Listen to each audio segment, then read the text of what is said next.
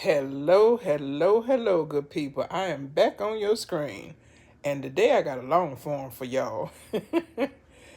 Yeah, I love the short forms, so that's all I've been doing. But I know I need to really kick out these long forms. But today's video is going to be a little different. Um, I'm sure by now everybody has been seeing on YouTube and on the news, on the internet, about Mr. Sean Combs. Um, I want to do a video about him today. But before I get into it, I do want to say this. When much is given, much is required.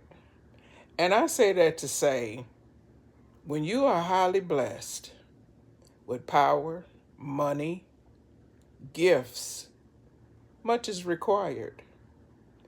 And sometimes I want to say that when you have that, like that, it could be overwhelming, scary, and if you're not careful, it could overwhelm you to the point where you just let go and you don't care. So I want to say maybe this has happened with Mr. Combs.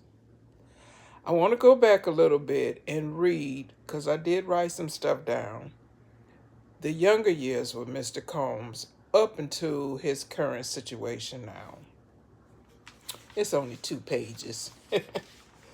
But I entitled it, From Harlem to Headlines, The Rise and Fall of Sean P. Diddy Combs.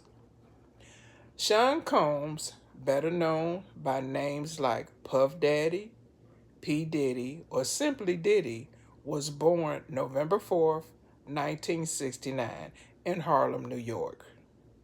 His early life was shaped by both tragedy and determination. His father, Melvin Combs, was a U.S. Air Force vet.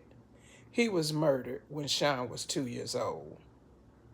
Raised by his hardworking mother, Janice Combs, who was a model and teacher's assistant, Sean learned grit and ambition from a young age.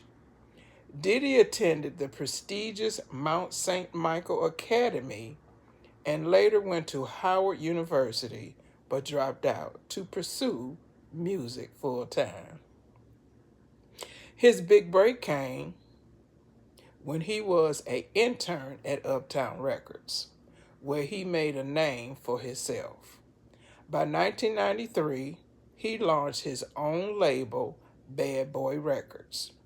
He signed legends like Notorious B.I.G., Faith Evans, Mace, and 112. He built a culture empire that fused hip-hop, fashion, and business savvy. Through the late 90s and early 2000s, Diddy became more than a producer.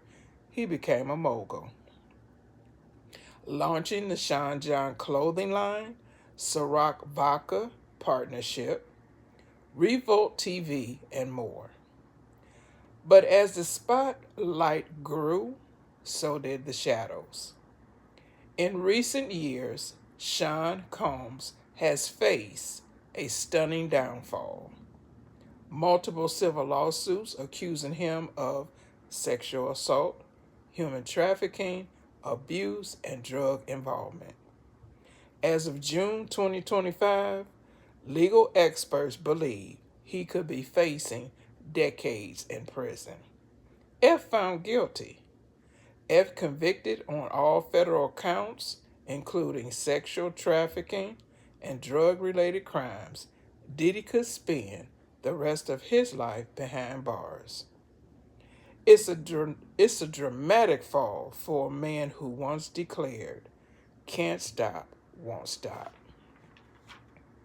So that pretty much sums it up for Mr. Combs. I'm going to say this.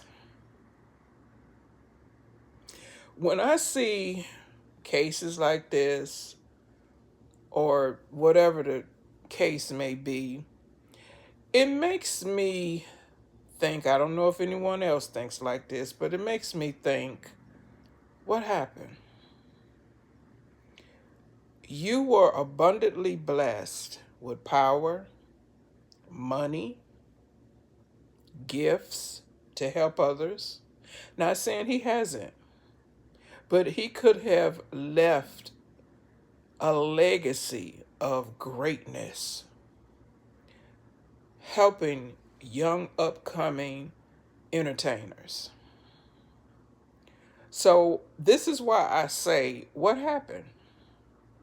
What made him turn to the other side and do what he's being accused of doing?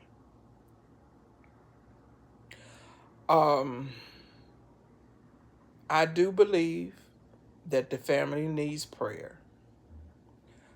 So I ask everyone, instead of judging him, because none of us can judge nobody, only God can. Pray for him, especially his children and his mom. I've been watching the case periodically. It's so draining if you sit and watch it every day of the week. I find it to be unbelievably sad that this has happened.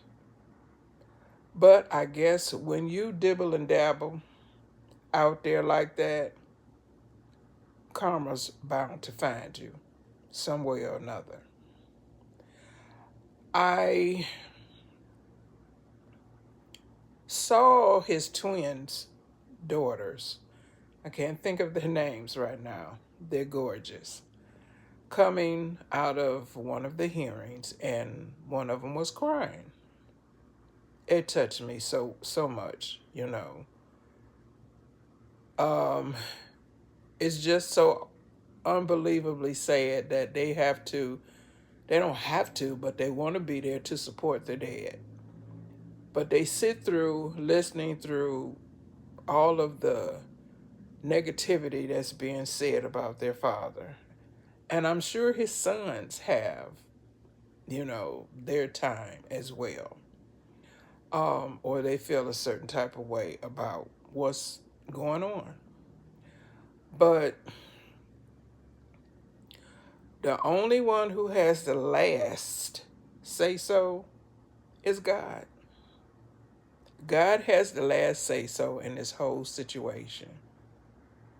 So I ask everyone to pray for Mr. Combs, pray for his children, pray for his mom, pray for the whole family. So I just wanted to give a little bit of my opinion about Mr. Combs. We don't know what the outcome is going to be because they're still in, deliberation, the jury, about what's going to happen. I heard that juror number 25 is not following the instructions of the judge. Don't know what that's about, but yeah. It may be today, it may be later this week, who knows? But whenever it comes back to the decision and fate of Mr. Combs' life, it's in God's hands, basically. It's in God's hands.